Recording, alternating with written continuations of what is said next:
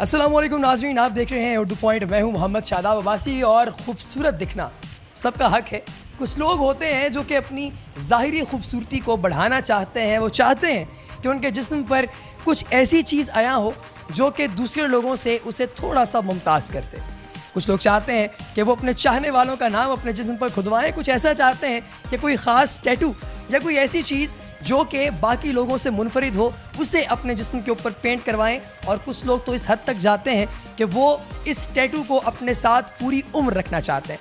आज हम जहाँ मौजूद हैं यहाँ पर एक ऐसा ही स्टूडियो है जिसमें आप अपने मनपसंद टैटू को अपने जिस्म पर पेवस्त करवा सकते हैं, खुदवा सकते हैं। और हमारे साथ मौजूद है पाकिस्तान के यंगेस्ट टैटू आर्टिस्ट जो सिर्फ 20 साल की उम्र में ही इतने प्रोफेशनली और ज़बरदस्त तरीके से टैटूज़ बनाते हैं कि देखने वाला एक दफ़ा हैरान रह जाता है कि इतने खूबसूरत टैटूज़ कैसे बनाए जाते हैं। मौजूद है हमारे साथ पारिस भट्टी। अस्सलाम वालेकुम पारिस। वालेकुम सलाम। कैसे हैं आप? मैं ठीक ठाक। आप? पारिस बड़े फंकिंग हैं आप, यू नो, बिल्कुल यूँ कूल बॉय वाला सीन है आपका, ऐसे ही है? यार बेसिकली ना मुझे कोई फ़र्क नहीं पड़ता कि यार कोई भी मेरे बारे में जो बोल रहा है, क्या मुझे पता है कि यार मेरी क्या ओपिनियन है। मेरे घर वालों को जो पसंद है पसंद आ रहा है, ठीक है, नहीं पसंद आ तो नहीं। कि जो काम आप कर रहे हैं वो काम करवाने वाले लोग भी यही समझते हैं। वो कहते हैं कि किसी को क्या इससे फ़र्क पड़े, हम अपने जिस्म पे कोई खुदवा रहे हैं। इसी टाइप के आपकी तरह के अच्छी ज़हनियत के लोग आते होंगे। हाँ आते हैं, लेकिन ना यूजली जो होता है ना ज़्यादातर लोग ना यहाँ पे पाकिस्तान में छुपा के थोड़ा बहुत करना चाहते हैं कि नहीं यार कि घर वालों को ना दिख जाए मेरे, वरना तो मुझे मार पड़ जाएगी। अच्छा, ऐसा भी होता है कि मतलब लड़के घर वालों के या लड़कियाँ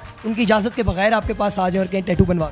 हाँ आ जाते हैं, लेकिन जो है ना हम लोग अंडर 18 को टैटू नहीं करते। अंडर 18 नहीं करते, चाहे वो लोग जितने भी रिक्वेस्ट करें। हम लोगों का ये रूल है कि हम अंडर 18 को टैटू नहीं करते। अच्छा, ज़्यादा जो आपके पास आते हैं लोग, मतलब उनमें स्टूडेंट्स की तादाद ज़्यादा होती है कि मॉडल एक्टर्स वगैरह ज़्यादा आते हैं? स्टूडेंट्स की ज़्यादा होती है। लड़कियाँ ज़्यादा आती हैं या लड़के ज़्यादा आते हैं? ज़्यादातर लड़के आते हैं, क्योंकि जो है बेसिक मेरा जो मोटिव है वो है ब्लैक एंड ग्रे में मैं करता हूँ।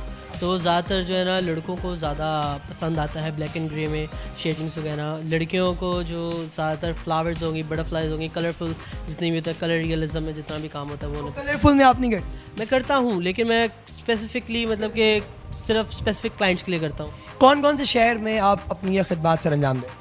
बेसिकली मेरे पास, मैं कभी कभार इस्लामाबाद जाता हूँ, लेकिन जो है ना ज़्यादातर जो मेरे पास आते हैं मेरे पास पेशावर से, इस्लामाबाद से, सियालकोट से और जेलम वगैरह से भी लोग आते हैं। यार पेशावर से भी आते हैं? हाँ आए हुए हैं लोग, आते हैं लोग। मैं खुद हैरान होता हूँ कि यार वो इस्लामाबाद तक जा सकते हैं, वो इधर क्यों आ रहे हैं। नहीं, ये तो हो गया ना, चलें आप डिस्टेंस वाइज बात कर रहे हैं, लेकिन पेशावर जो है वो ज़्यादा कंजर्वेटिव है as compare to other parts, because Pathan families जो है कुछ ज़्यादा एम्फेसाइज करती हैं अपने बच्चों के ऊपर कि इस तरह की हरकत ना करें। लेकिन जो मेरे पास ज़्यादातर है ना वो पठान नहीं होते। वो मतलब कि जिस तरह नॉर्मली के अगर शिफ्ट हुए हैं वहाँ पे या इस तरह के, मतलब कि full your type basic Peshawari तो ना। हाँ मतलब कि DHA वगैरह के फॉर। हाँ।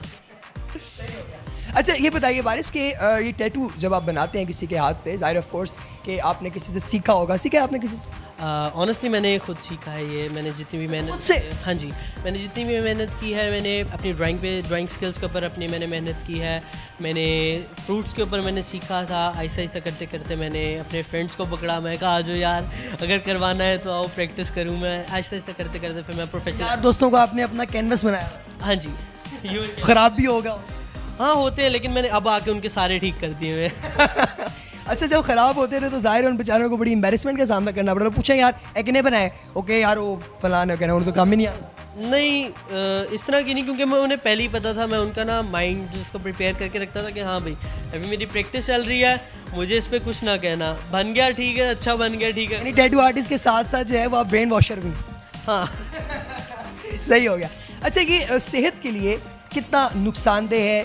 इसमें कोई मुझे बताएं कि ज़ाहिर है इंक आप इंसर्ट करते हैं तो इंक जो है वो तो कार्सिनोजेनिक भी होती है, काफ़ी सारे उसके नुकसानात भी होते हैं। तो सेफ्टी लेवल को बरकरार रखने के लिए क्या आप सेफ्टी मेजर्स लेते हैं? यार जो बेसिकली जो इंक होती है ना, इंक होती है प्रॉपर पिगमेंट्स की जो हम लोग यूज़ करते हैं, वो होती है प्रॉपर टैटू इंक होती है। लेकिन जो ज़्यादातर लोग होते हैं ना, जो मतलब आपने दाता दरबार के पास देखे होंगे इस तरह के, वो लोग बनाते हैं नॉर्मल डॉलर की इंक हो गई या फिर ओमेगा की हो गई, वो बेसिक पेंटिंग इंक है, उसके अंदर केमिकल्स वगैरह डिफरेंट यूज़ हुए होते हैं, तो इस वजह से उसमें नुकसानदेह होता है।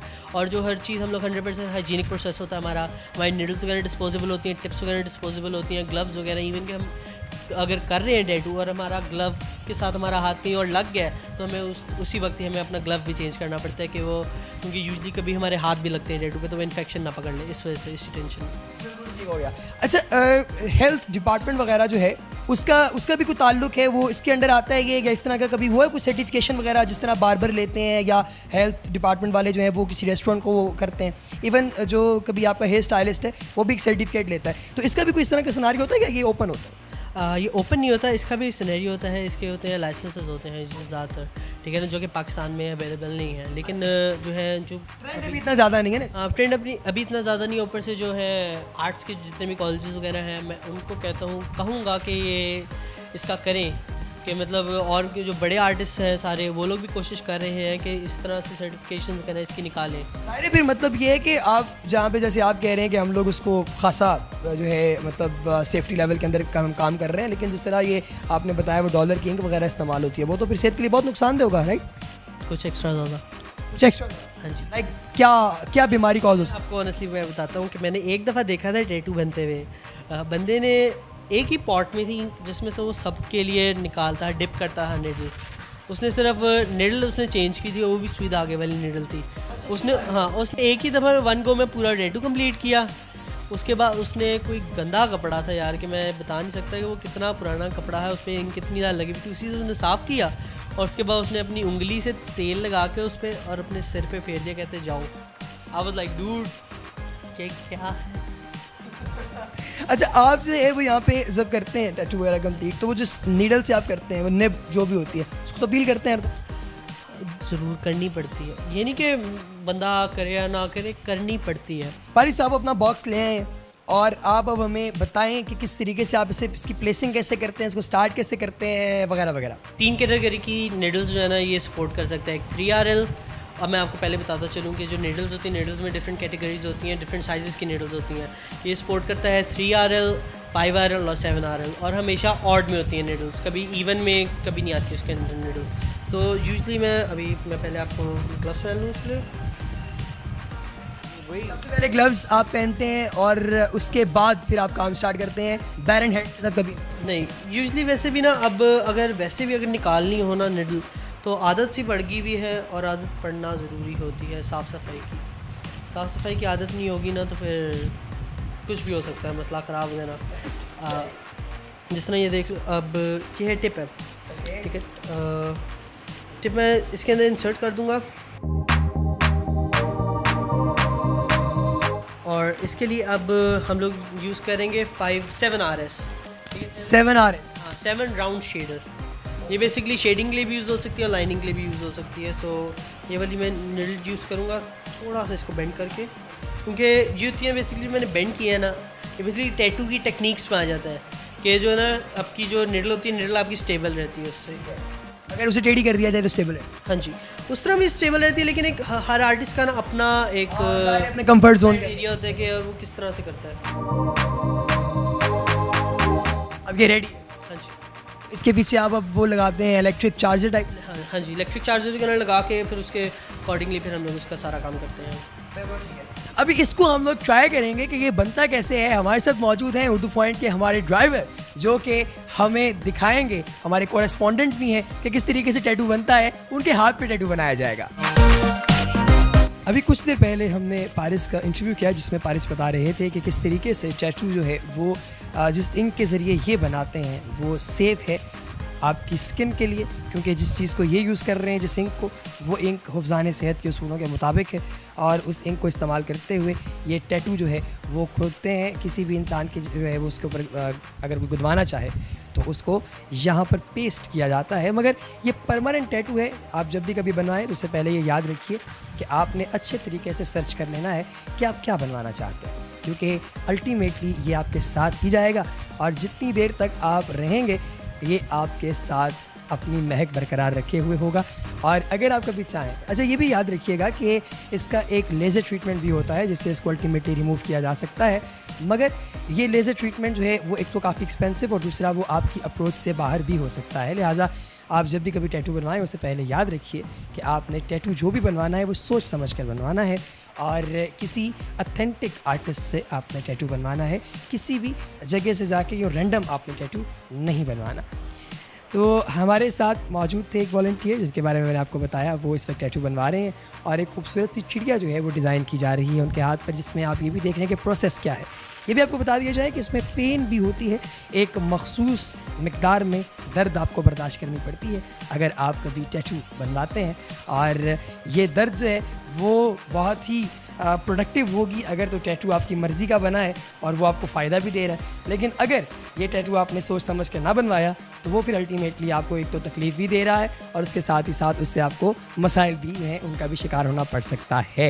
लिहाजा टैटू जो है ये एक ऐसी चीज़ है जिसके बारे में मेरा ख़्याल है कि इतना ही सोचना चाहिए जितना कि आप अपनी शादी से पहले सोचते हैं, क्योंकि ये दोनों चीज़ें आपके साथ रहती हैं।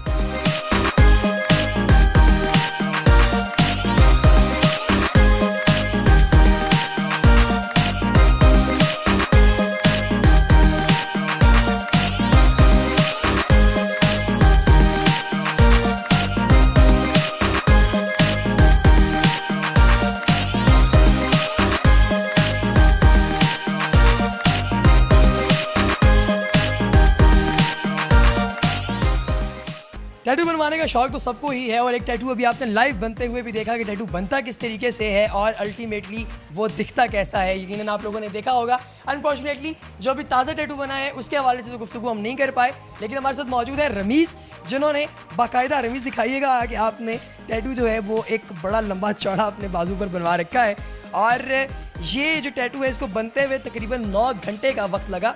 और रमीज़ से पूछेंगे कि उनका कैसा एक्सपीरियंस रहा ये जो बाजू पे उन्होंने टैटू बनवाए हुए, इस हवाले से कैसे हैं रमीज़ आप? ठीक ठाक आपने बात ये बताइए कि ये टैटू है, इसकी लेंथ भी काफ़ी ज़्यादा है और पेनफुल भी होता है, हमें पारिस से भी बता रहे थे, तो क्या वाकईतन ये पेनफुल था इतना ज़्यादा? 9 घंटे यार, बहुत टाइम होता है। 2 दिन का सेशन लगा था, तो फर्स्ट टाइम जो डे था उस पर तो कुछ नहीं हुआ, जो दूसरा जब दिन था उस पर तो तौबा बहुत ज़्यादा। इसकी बुनियादी वजह क्या है? बुनियादी वजह ये थी कि मुझे चोट लगी थी, चोट की अगर आप और चोट लगाओगे तो दर्द तो ज़्यादा होगी। जी। तो किसने आपको आइडिया दिया कि आप एक खातून बनवाएं इतनी खूबरू? मैंने खुद को अपना आइडिया? जी जी। अच्छा, मुझे ये भी पता चला था कि बाद में आप चाह रहे थे कि इसके ऊपर कुछ और बन जाए। नहीं पसंद नहीं? जी। साथ ही है। आइंदा आने वाले वक्त में भी कोई टैटू, आप तो खुद भी माशाल्लाह एक्सपर्ट हैं और सीख भी रहे हैं, जी कोई और टैटू बनाने का भी प्लान रखते हैं? जी। ऑल द बेस्ट रमीज़ आपको। Thank you so much. जी जी।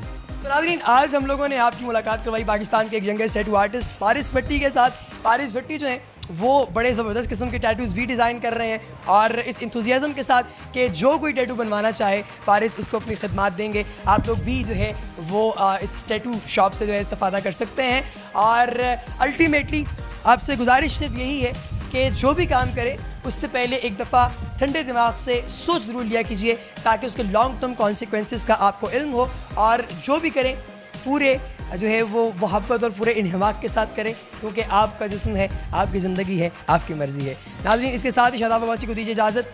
अल्लाह निगहबान।